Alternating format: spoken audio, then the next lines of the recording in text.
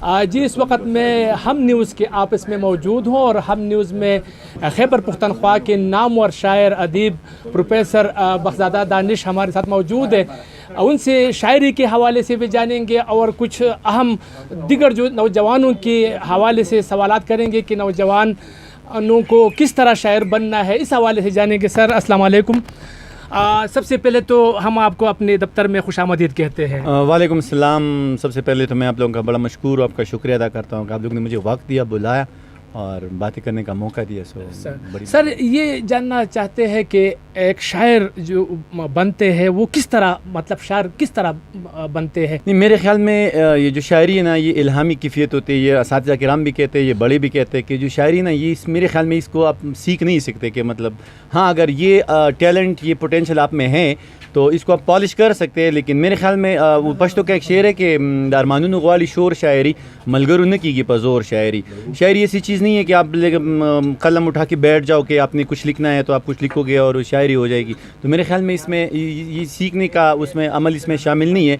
हाँ, मुतालिए से, मुशाहिदे से और असातिज़ा को सुनने से इस हुनर में, इस स्किल में बेहतरी ज़रूर आती है। सर ये भी जानना चाहेंगे कि आपकी शायरी का मकसद क्या है और आपको नौजवान भी पसंद करते हैं, बूढ़े भी पसंद करते हैं, ख़वातीन भी पसंद करते हैं, तो वजह क्या है नौजवानों की? ख़ास कर मैंने कई प्रोग्रामों में आपको देखा तो बहुत नौजवान आपको फॉलो करते हैं। इसकी बुनियादी वजह तो है कि मैं ख़ुद भी नौजवान हूँ ना, इतना बूढ़ा नहीं हूँ। मेरे साथ साथ बिल्कुल ऐसे जिस तरह बच्चों के, जिस तरह इस जवानों के। दूसरी बात ये कि जवानों के साथ मेरा इंटरेक्शन होता है। मेरे स्कूल्स होते हैं प्राइवेट, तो मैं वहाँ जाता हूँ, उनके साथ बैठता हूँ। यूनिवर्सिटी में मैं पढ़ाता हूँ तो वहाँ पर मेरे स्टूडेंट्स होते हैं, तो इनकी जो फीलिंग्स होते हैं ना, इनसे मैं ज़्यादातर बाखबर रहता हूँ। और दूसरी बात यह है कि मैं सादा सी शायरी में करता हूँ। मेरे शेर है कि शेर ज़मा पैगाम दे औ ख़ाम दे, आओ जी मीना दा इल्हाम दे औ ख़ाम दे। इस मेरे ख्याल में ये जो है ना, इसमें सादगी है और इसमें कुछ ये बड़ा वो जो डीप सा फिलासफी इसमें नहीं है। सादा सी बातें होती है, तो इसमें अनपढ़ लोग भी इसको समझते हैं, तालीम याफ्ता लोग भी इसको समझते हैं। अगर इसमें कुछ फिलोसॉफिकल कोई चीज़ है तो उतनी आसान अंदाज से कि इसको बच्चा भी समझ जाता है, बूढ़ा भी समझ जाता है, तालीम याफ्ता भी समझ जाता है, अनपढ़ भी समझ जाता है। तो मेरे ख्याल में ये वजह।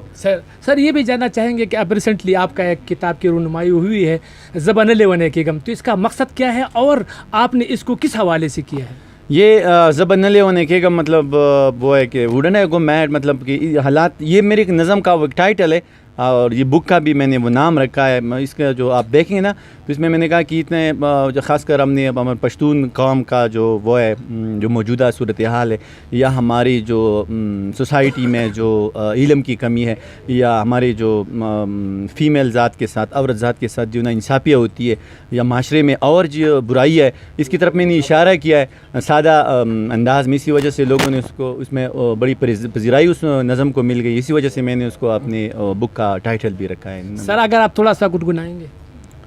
गुनगुनाऊँ? जी सर, जी सर। सही है। तरन्नुम में तो मैं नहीं गुनगुना सकता, लेकिन एक वो अंदाज में जो भी आपका अंदाज से उसका एक बन के ज़बा न ले होने के गम चार चापेर ले वनी दी और जमावर पके ज्वंदे दुम्र डेर जान जानी दची द वक्त ले वनी हम दखपल ज़ात पहत की उसी दखपल जान तरहद पाई पदी दुम्र लुई जहान के यक तनहा चीज़ों से गम ज़बन ले होने के गम। बहुत खूब। सर ये भी जानना चाहेंगे कि मुझे ये भी इल्म हुआ है कि आपको अपनी शायरी जो आप करते हैं वो आपको याद रहती है, इसकी क्या वजह है? दा किस्सा गोरे दा लांदे खल को ना दा किस्सा गोरे दा बारह दा बादशाह। इस तरह है ना कि अल्लाह ने हर इंसान को कुछ ना कुछ तो दिया होता है ना। तो मेरे ख्याल में अल्लाह ने मुझे हाफ़ज़ा अच्छा दिया है, मैं बड़ा मशकूर हूँ अपने अल्लाह मियाँ का। तो यही वजह है, बाकी इसमें कोई हो। अच्छा सर ये भी बताइए कि नौजवानों को आप क्या पैगाम देना चाहेंगे? अगर हम इसको देखें तो किस हवाले से आप पैगाम देंगे इसको? नौजवानों को हमेशा हर फोरम पर, हर जगह, क्लास में, फंक्शन में, हर जगह पर मैं ये पैगाम देता हूँ कि वो तालीम हासिल करे, जदीद तालीम हासिल करे और मतलब अपनी कल्चर को समझे, अपनी तारीख़ को समझे, अपनी मज़हब को समझे और अपनी सोसाइटी को समझे। इसके अलावा जो इंटरनेशनल सिनेरियो है ना, बैनुल-अक़वामी जो है, उसको भी समझे। और अगर वो शायरी करना चाहते हैं तो उसके लिए मुतालिया करे, मुशाहिदा करे और बड़ों का इज़्ज़त भी करे। तो बस ये पैगाम है कि नौजवान को अपने आप को पहचाने। जो नौजवानों में जो स्किल है, अगर कोई खिलाड़ी है तो अपनी उस टैलेंट को पहचाने, कोई शायर है तो अपने उस टैलेंट को पहचाने, कोई कंपेयर है तो अपनी उस टैलेंट को पहचाने। मतलब जो है इंसान के अंदर, तो उसको चाहिए कि उसको पहचाने और उस स्किल को और पॉलिश करे। Thank you so much. ये थे बख्जादा दानिश, खैबर पख्तनख्वा के नामवर शायर है, अदीब है, प्रोफेसर है.